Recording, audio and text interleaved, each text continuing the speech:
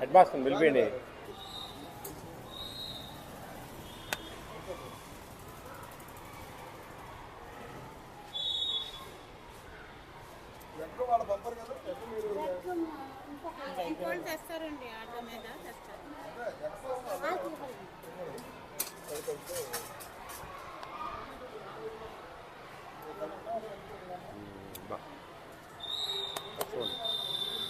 సప్పగుంది కదా.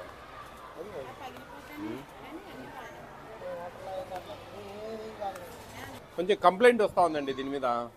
మేము కొన్ని హాస్టల్స్కి వెళ్ళాము రాత్రి, వెల్ఫేర్ హాస్టల్స్. ఇక్కడ డే స్కాలర్స్ వాళ్ళు హాస్టల్లో చాలా బాగా తింటా ఉన్నారు, బాగుంది. ఇక్కడ ఇది ఏందో సప్పగా ఈరోజు ఏందో మరీ. పొంగల్ ఎట్లా వస్తుందండి? ఇది ఏంటంటే మెయిన్గా ఏమవుతుందంటే నేను చెప్తా చూడండి సమస్య. మనం ఇచ్చే ఫోర్టిఫైడ్ రైస్తో ఇచ్చే ఆ భోజనాలు ఒక అరగంటలోనే తయారైన ఒక అరగంటలోనే హాట్ కుక్కుడే తినాలి. లేట్ చేసే కొద్దీ అది కొంచెం ముద్ద అవుతుంది. అది పెద్ద ప్రాబ్లం దాంట్లో. కిచిడీ లేదు ఇప్పుడు.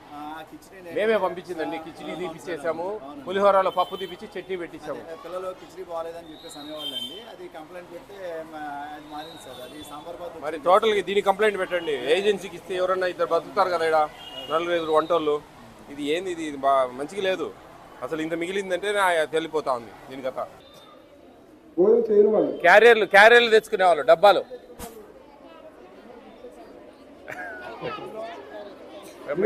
తెచ్చుకున్నారా? భోజనం తినలేదా? ఇక్కడ భోజనం తిన్నారా? మీరు ఇంటి దగ్గర తెచ్చుకున్నారా? చేతున్న వాళ్ళు అందరూ ఇంటి దగ్గర తెచ్చుకున్నారు. Good afternoon all of you. How are you all? నన్ను అడగరా? బాగున్నారా సార్? I'm fantastic. చాలామంది ఇక్కడ భోజనాలు చేయడం లేదని మాకు కంప్లైంట్ వచ్చింది. క్యారియర్లు తెచ్చుకుంటా ఉన్నారు అని. ఎందుకని? బాగుండట్లేదా? బాగుండడం లేదని నేను వచ్చిందంటే మళ్ళీ బాగుంటుంది సార్ అంటారు, మళ్ళీ తినరు. ఎట్లుంది చూడు లాజిక్. అందరేమో బాగుంటుంది సార్ అని తలలుపుతారు. క్యారియర్లు తెచ్చుకున్న వాళ్ళు చేతులు ఎత్తండి అంటే 50% ఎత్తుతూ ఉన్నారు. వాళ్ళే మళ్ళీ తలలు తిప్పుతూ ఉంటారు బాగుంటుందని. ఏంది అది? రాంగ్ కదా. The decision is totally wrong. Okay, ఎందుకని క్యారియర్లు తెచ్చుకుంటా ఉన్నారు? ఇక్కడ కొంచెం టేస్ట్ లేదు కదా. మనకేం ఇక్కడ ఎవరు మీ టీచర్లు చేయడం లేదు, మీ టీచర్లు ఎవరితో చేపించడం లేదు, బయట ఎవరో చేస్తూ ఉన్నారు. నిజం చెప్పండి, ఇబ్బంది ఏం లేదు. మేము కొన్ని చర్యలు తీసుకుంటాం వాళ్ళ మీద. కొన్ని రేపు మన ఈ కార్యక్రమం ఏజెన్సీ వాళ్ళు చేస్తేనే రుచికరంగా ఉంటుంది అనేది మాకు తెలిసిన నిజం. అక్షయ పాత్ర వాళ్ళు ఉడిపి టైప్ వాళ్ళది. అది వాళ్ళు కొన్ని మసాలాలు వాడరు, కొన్ని వెల్లుల్లి వాడరు, కొన్ని ఆనియన్స్ కొన్ని వాడరు. అట్లా ఏమేమో వాళ్ళ రెస్ట్రిక్షన్స్ ఉంటాయి దాంట్లో.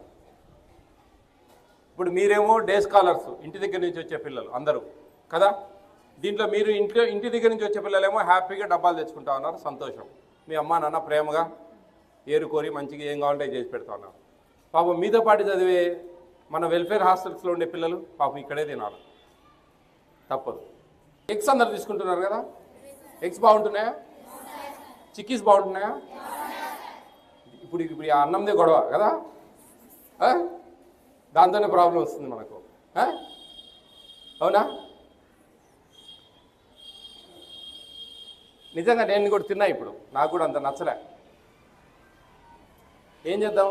ప్రభుత్వము వాళ్ళు అక్షయ పాత్ర అని చెప్పేసి ఇప్పుడు మేము ఇప్పటికి నేను అనంతపూర్లో అక్షయ పాత్ర నుంచి అనంతపూర్ డిస్టిక్లో కొన్ని స్కూల్స్కి ఇస్తూ ఉన్నాం. మొత్తం నాకు 5-6 డిస్టిక్స్లో మన ఇవి అక్షయ పాత్ర వాళ్ళు భోజనాలు ఇస్తూ ఉన్నారు. ఒక 100-120. విశాఖపట్నం అది వేరే మానవత ఏదో చెప్తారు, అది వేరే ఒక టైప్లో పేరు. మొత్తానికి మన ఏజెన్సీ వాళ్ళు చేస్తామనంటే మేము ఇక్కడే వాళ్ళతో గట్టిగా మాట్లాడి తెచ్చి చూసి ఇక్కడ ఈ ఎండిఎం చూసుకునే ఇన్ఛార్జ్ కానీ హెడ్ మాస్టర్ కానీ ఎవరు చూసుకుంటున్నారో వాళ్ళకు ఏమైనా రిస్ట్రిక్షన్స్గా కొన్ని కండిషన్స్ కొన్ని ఏ విధంగా టేస్ట్గా చేయాలా అనేది మనం చెప్పిపోయేవాళ్ళం. ఇక్కడ పరిస్థితి చూస్తే అక్షయ పాత్ర వాళ్ళు ఇస్తూ ఉన్నారు. వాళ్ళ పేరు మటుకు బ్రహ్మాండంగా ఉంది, అక్షయ పాత్ర అని. అక్షయ పాత్ర అంటే ఏంటి? తినే కొద్దీ ఉండనే ఉంటుంది దాంట్లో. అది అక్షయ పాత్ర. ఈడ ఇది కక్షయ పాత్ర ఉన్నట్టుంది. అవునా? కొంచెం టేస్ట్ లేదు. మేము ఈ విషయం మీద చర్యలు తీసుకుంటాం, ఖచ్చితంగా ప్రభుత్వానికి విన్నవిస్తాం ఈ అక్షయ పాత్ర భోజనాల గురించి. వీళ్ళున్నంత త్వరగా మేము యాక్చువల్గా ఇక్కడ కూడా అక్షయ పాత్ర సెంటర్ కూడా పోవాల్సింది, కుదరలేదు టైము.